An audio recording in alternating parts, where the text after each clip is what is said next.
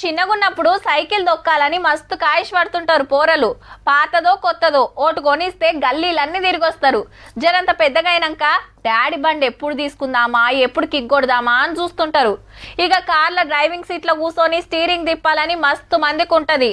అట్లనే గాలి మోటార్ ఎక్కాలని కాయిష్ పడతోళ్ళు చాలా మంది. కానీ అందరి లెక్క వేరే, గీ సార్ లెక్క వేరే.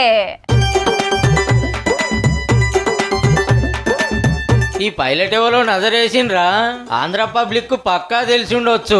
పాత ఎమ్మెల్యే కేతిరెడ్డి సారే హైదరాబాద్ లో ప్రైవేట్ జెట్ నడుపుకుంటూ వీడియో తీపిచ్చి సోషల్ మీడియాలో పెట్టిండు.